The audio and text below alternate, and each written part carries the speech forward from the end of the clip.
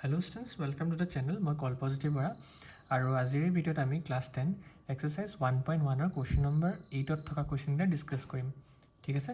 So question number 8 ত তোমাৰ 6টা question আছে। আমি এটা এটাকৈ সলভ কৰোঁ হা। কোৱেশ্চন নম্বৰ 8 যোনটো ফাৰ্ষ্ট দিছে সাব কোৱেশ্চন 8 ৰ হেতু তোমাক কৈছে the soldiers in a regiment can be stood in a row consisting of 15, 12 or 25 numbers of soldiers. Okay? Find the least number of soldiers in the regiment. আচ্ছা তোমাক এই কোৱেশ্চনটো কৈছে কি তোমাক কৈছে যে এটা সোলজাৰৰ ৰেজিমেণ্ট আছে ঠিক আছে মানে এটা গ্ৰুপ বুলি তুমি ভাবি লোৱা সোলজাৰ্ছ এটা গ্ৰুপ আছে এনেকৈ সোলজাৰ্ছবিলাক থাকে যে তো তাত তোমাৰ সোলজাৰ্ছবিলাকে এনেকৈ থিয় হ'ব পাৰে ষ্টুট লাইন লগাই কিনে থিয় হ'ব পাৰে 15টাকৈ নহ'লে বা 20টাকৈ নহ'লে 25টাকৈ ঠিক আছে সেইটোৱে ৰুল হয় ইয়াতো 15জন সোলজাৰ লাইন পাতিব নহ'লে 12-20 নহ'লে 25-25টা তেনেকুৱা ধৰণে তো এতিয়া এইটো ৰুল মতে এতিয়া সেই ৰেজিমেণ্টটোত সেই গ্ৰুপটোত মিনিমাম লিষ্ট বুলি কৈছে তো মিনিমাম কিমানটা সোলজাৰ্ছ হ'ব লাগিব সেই ৰেজিমেণ্টটোত ঠিক আছে এনেকৈ মানে যাতে মানে 15, 20 আৰু 25কৈ তাহাঁতি মানে লাইন এটা ৰ' বনাব পাৰে ঠিক আছে সো এই কুৱেশ্যনটো কৰিবৰ কাৰণে একদম চিম্পল হয় আমি বাছ এই যিকেইটা নাম্বাৰ দিছে সেই নাম্বাৰকেইটা আমি LCM উলিয়াই দিম ঠিক আছে 15, 20 আৰু 25ৰ আমি বাছ LCM লৈ ল'ম LCMটোৱে তোমাৰ আনসাৰ দি দিব ঠিক আছে গতিকে মই প্ৰাইম ফেক্টৰাইজ কৰি লৈছোঁ 15ক প্ৰাইম ফেক্টৰাইজ কৰিলে 3 5 15 হয় তো মই 15ৰ জেগাত 3 × 5 বুলি লিখি দিম আৰু 20টোক এবাৰ কৰিছোঁ 20টোক 2 10 20 আৰু 2 5 10 হয় 2 মই দুটা পালোঁ আৰু 5 মই এটা পালোঁ আৰু 25টো জানোৱে কৰিব নালাগে 5 × 5 25 হয় হয়নে এনেকৈ কৰি দেখাইছোঁ বাৰু এনেকৈ 5 × 25 হ'ব ঠিক আছে সো এটা LCMটো কেনেকৈ লয় LCMটো আমি আগতেও কেইবাটাও কুৱেশ্যন কৰি আহিছোঁ তোমালোকে ধৰিব পাৰিছা চাগে কিদৰে আমি LCM ল'ম LCMত কি হয় LCMত যিমানো ইয়াত প্ৰাইম নম্বৰ দেখি পোৱা নহয় চবক এবাৰ লিখিব লাগে হয়নে তো ইয়াত মই প্ৰাইম নম্বৰ কাৰ্ড দেখা পাইছোঁ মই 2 দেখি পাইছোঁ সো মোৰ ইয়াত 2 আহি যাব ঠিক আছে ইয়াত মোৰ 2 আহি যাব আৰু নেক্সট প্ৰাইম নম্বৰ কি দেখি পাইছোঁ মই 3 দেখি পাইছোঁ সো মোৰ আনসাৰত 3ও আহি যাব আৰু নেক্সট মই আৰু এটা প্ৰাইম নম্বৰ দেখি পাইছোঁ সেইটো হৈছে 5 এইবিলাক চোৱা 5 সো মোৰ আনসাৰত 5ও আহি যাব ঠিক আছে অকল প্ৰাইম নম্বৰকেইটা লিখিলে নহ'ব তাহাঁতৰ হাইষ্ট পাৱাৰ য'ত আছে সেইটো আমি লগাব লাগিব আচ্ছা মই প্ৰথমত 2ৰ চাওঁ 2 ইয়াত চোৱা 2ৰ অকল এটাই আছে 2ৰ ওপৰত হাইষ্ট পাৱাৰ 2 আছিলে সো 2 স্কুৱেৰ লিখি দিম 3ৰ চোৱা 3টো আমাৰ অকল এটাই আছিলে তাৰ ওপৰত হাইষ্ট পাৱাৰ 1 আছিলে সো 3 পাৱাৰ 1 থাকিব আৰু 5 তিনিটা আছিলে এটা 5ৰ ওপৰত এইটো চোৱা 1 পাৱাৰ আছে এই 5টোৰ ওপৰতো 1 পাৱাৰ আছে কিন্তু এই 5টোৰ ওপৰত 2 পাৱাৰ আছে নহয় তো 2টোৱে হাইষ্ট হয় সো আমাৰ আনসাৰত 5 2 আহি যাব 5 টু দি পাৱাৰ 2 আহি যাব ঠিক আছে হাইষ্ট পাৱাৰটো আহে সদায় সো এইখিনি লিখাৰ পাছত আমি মাল্টিপ্লাই কৰি দিওঁ 2 স্কুৱেৰ হ'ব 4 × 3 আৰু 5 স্কুৱেৰ হ'ব 25 আৰু এইফালে তুমি যদি ইনটু কৰা 4 নকওঁ মই 25 আৰু 4 ইনটু কৰোঁ 25 × 4 কৰিলে কিমান হয় 100 হয় 100 × 3 কৰিলে কিমান হ'ব আমাৰ আনসাৰটো 300 হ'ব ঠিক আছে বুজি পাই গ'লা কুৱেশ্যন নম্বৰ 2টো কৰোঁ এতিয়া মই এইটো পটাপট ইৰেজ কৰি লৈছোঁ তোমালোকে স্ক্ৰীনশ্বট লৈ ল'বা ঠিক আছে নম্বৰ 2 কুৱেশ্যনটো পঢ়িছোঁ আমাক কি কৈছে যে এ বেল ৰিং এট এভৰি 18 ছেকেণ্ড এটা বেল আছে সেই বেলটো 18 ছেকেণ্ডৰ মূৰে মূৰে এবাৰ বাজে ঠিক আছে এবাৰ ৰিং হয় another bell ring at every 60 second এটা বেল তোমাৰ 18 ছেকেণ্ডৰ পাছত বাজে আৰু এটা বেল তোমাৰ 60 ছেকেণ্ডৰ পাছত বাজে ঠিক আছে সো ইমানটো কাৰণে আমাক কৈছে if these two bell ring simultaneously at an instant and find after how many second will the bell ring simultaneously again এতিয়া কৈছে যে তাহাঁতি এবাৰ এতিয়া একেলগে বাজিলে এই মাত্ৰ নেক্সট আকৌ তাহাঁতি একেলগে কিমান মিনিট পাছত দুইটা একেলগে বাজিব এইটো সুধিছে ঠিক আছে আমি ইয়াৰ বাবে একো কৰিব নালাগে চিম্পলি আমি LCM বনাই দিলে হৈ গ'ল ওকে LCM ওলাব জানা তোমালোকে 2 9 18 প্ৰথম প্ৰাইম ফেক্টৰাইজ কৰি ল'ব লাগে 3 9 তো আমি এটা 2 পালোঁ আৰু 3 দুটা পালোঁ ঠিক আছে আৰু 60ক প্ৰাইম ফেক্টৰাইজ কৰিলে 2 30 2 15 30 3 5 15 আমি দুটা 2 পাইছোঁ এটা 3 পাইছোঁ আৰু এটা 5 পাইছোঁ ঠিক আছে এই ৰাফ কৰাখিনি মই ইৰেজ কৰি দিওঁ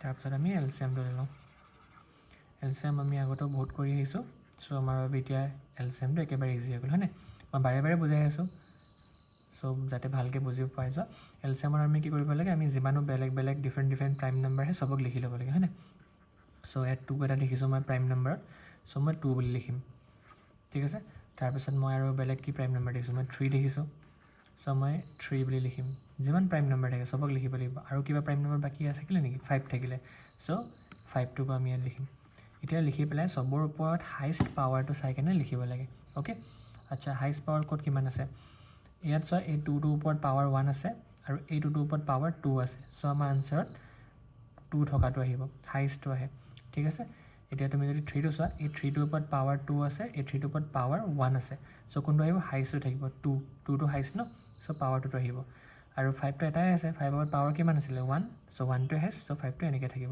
ঠিক আছে এইটো সলভ কৰি দিম 2 স্কুৱেৰ 4 3 স্কুৱেৰ 9 ইনটু 5 এতিয়া মই 5 আৰু 4টো ইনটু কৰি লওঁ 5 4 যা 20 ইনটু 9 9 2 যা কিমান হয় 18 হয় 180 আমাৰ আনচাৰ ঠিক আছে তো তোমালোকে ষ্টেটমেণ্ট এটা লিখি দিব পাৰা therefore after 180 second after 180 second the bell will ring simultaneously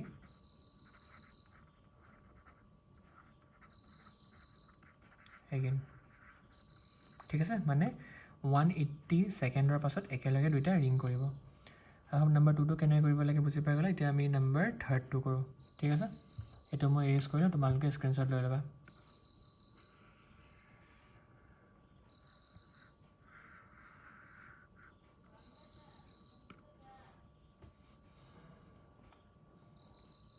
number 3টো কি দিছে মই পঢ়োঁ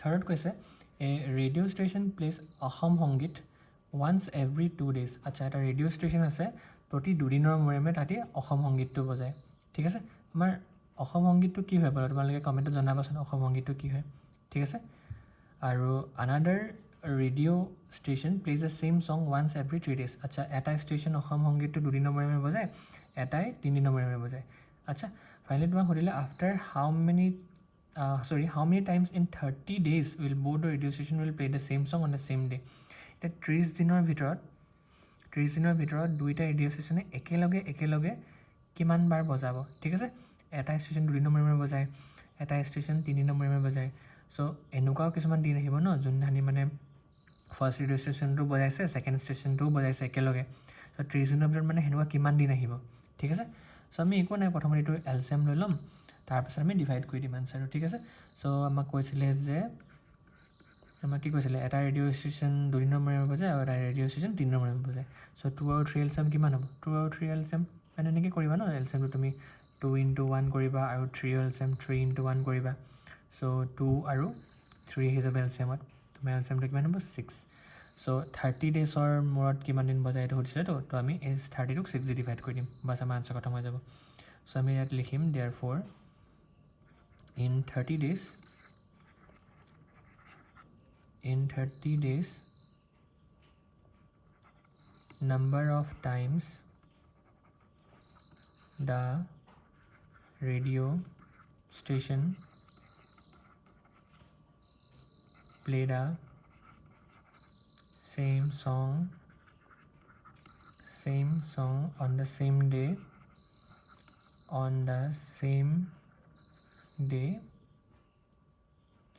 equal to 30 days and দিছিলে কাৰণে 30 divided by 6 okay তো কাটিবা 6 on 6 6 5 30 চ' আমাৰ আনচাৰটো ওলাইছে 5 days মানে 30 দিনত দুইটা ৰেডিঅ' ষ্টেশ্যনে 5 বাৰ একেলগে অসম সংগীতটো প্লে' কৰিব ঠিক আছে ইয়াৰ চলিউশ্যনটো এইটোৱে হৈ গ'ল বাছ একদম চিম্পল আছিলে কেনেকৈ কৰিব লাগিব বুজি পাই গ'লা ঠিক আছে স্ক্ৰীনশ্বট লৈ লোৱা মই নেক্সট কুৱেশ্যনটো কৰোঁ এইটো মই ইৰেজ কৰি দিওঁ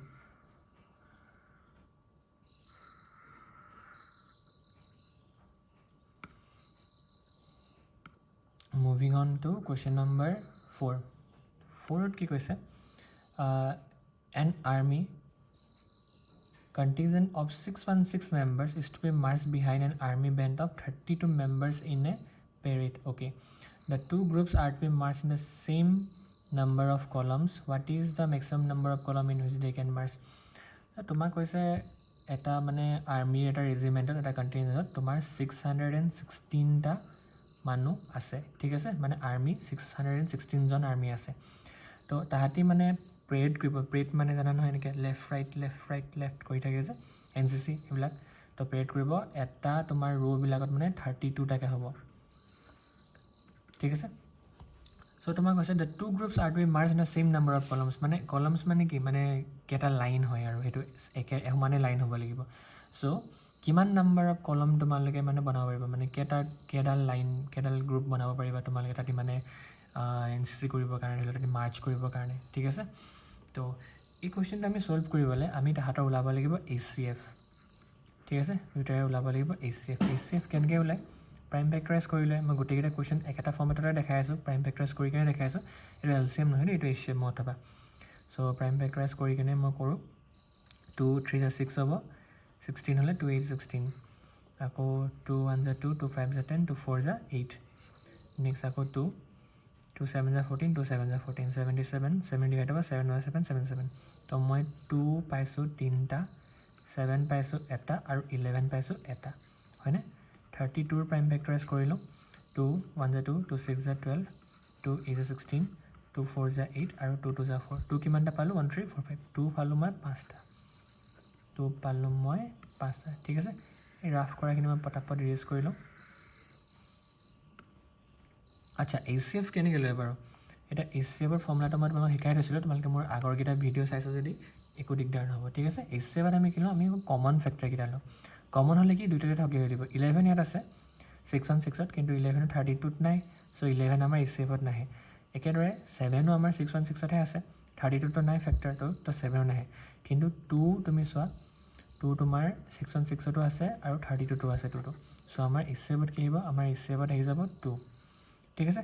আৰু LCMত চোৱা, LCMত আমি লওঁ কি লওঁ, হাইষ্ট পাৱাৰটো লওঁ, হয়নে। LCM কৰোঁতে আমি হাইষ্ট পাৱাৰটো লওঁ, আৰু HCFত তাৰ উল্টা, HCFত আমি লয়েষ্ট পাৱাৰটো লওঁ, কমটি পাৱাৰটো ল'ম। তো কমটি ক'ত আছে, এইটো 2 power 5টো কম হয় নে 2 power 3টো কম হয়, 2 power 3টো কম হয়, চ' আমাৰ HCFত আহিব 2 power 3, ঠিক আছে।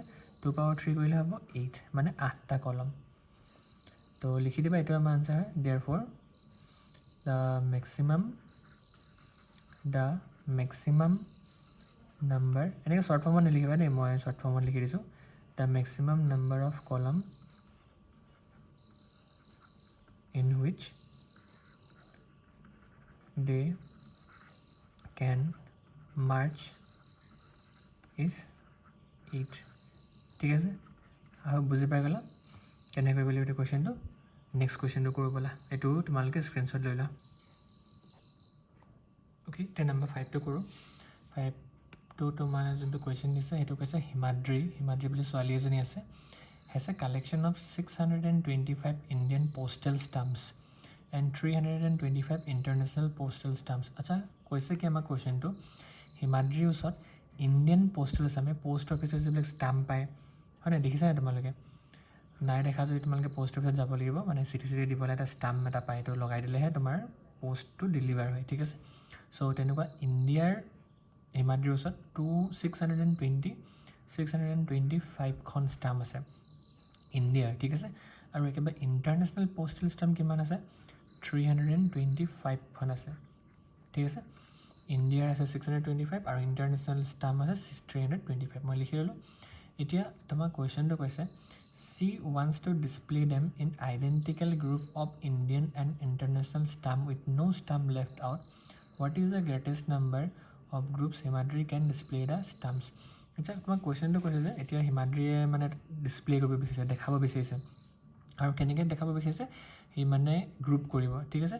মানে ইণ্ডিয়াৰো ষ্টাম্প ল'ব, আৰু ইণ্ডিয়ান পোষ্টেল ষ্টাম্পো ল'ব, ইণ্টাৰনেশ্যনেল পোষ্টেল ষ্টাম্পো ল'ব, আৰু তাক এনেকৈ গ্ৰুপ কৰি কিনে মানে ভাগ কৰি কিনে এনেকৈ দেখাব বিচাৰিছে। তো সেইটো তোমাক সুধিছে এতিয়া গ্ৰেটেষ্ট কিমানখন মানে ষ্টাম্পৰ গ্ৰুপ সি বনাব পাৰে, ঠিক আছে। চিম্পলি আমি কুৱেশ্যন যিকেইটা নাম্বাৰ দিয়া আছে ইণ্ডিয়ান আৰু ইণ্টাৰনেশ্যনেল, তাহাঁতৰ হাইষ্ট কমন ফেক্টৰটো উলিয়াই দিব লাগিব, ঠিক আছে। হাইষ্ট কমন ফেক্টৰ ওলাবলৈ একেবাৰে ইজি, তোমালোকে গম পোৱা, আমি প্ৰাইম ফেক্টৰ কৰিব লাগে, তাৰপিছত কমনতে ল'ব লাগে, হয়নে।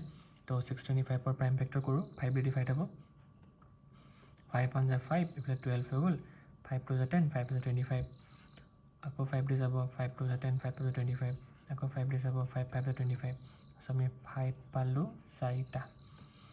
এতিয়া 325ৰ প্ৰাইম ফেক্টৰ কৰিলোঁ, 5 দি ডিভাইড হ'ব, 5 6 = 30 আৰু 5 5 = 25, 5 1 = 5 আৰু এইফালে 15 হ'লে 5 2 = 15, ইয়াত আমি দুটা 5 পালোঁ আৰু এটা 13 পালোঁ। এতিয়া finally HCF highest common factor জানা তোমালোকে, আমি কমন নাম্বাৰকেইটা বিচাৰি দিব লাগে হয়নে। ইয়াত কমন কি আছে, কমন 5 আছে, 625টো 5 দেখিলোঁ আৰু ইয়াতো 5 দেখিলোঁ, তো কমন অভিয়াছলি কি আহিব 5 আহিব। 13টো কমন নহয় কাৰণ 13টো 625ৰ ফেক্টৰে নহয় হয়নে।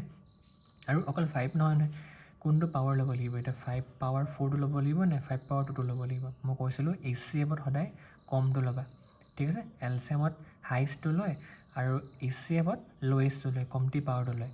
এতিয়া 5 power 4, 4টোতো হাইষ্ট হয় ন, 2টোতো লৱেষ্ট হয়, লিষ্ট হয়, তো 4টো ল'ম আমি 5 স্কুৱেৰ, 5 5 কিমান হ'ব আমাৰ আনচাৰটো হ'ব 25, ঠিক আছে। তাৰপিছত এটা ষ্টেটমেণ্ট লিখি দিব লাগিব আমি তলত, therefore the greatest GREATEST the greatest number of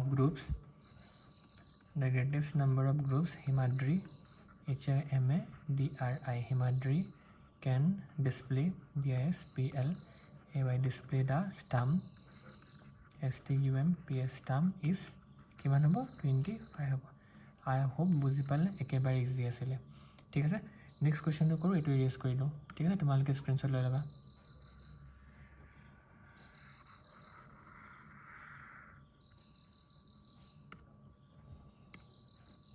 okay, question number 8ৰ লাষ্ট নম্বৰ 6টো কি কৈছে, কুৱেশ্যনটো পটাপট পঢ়োঁ।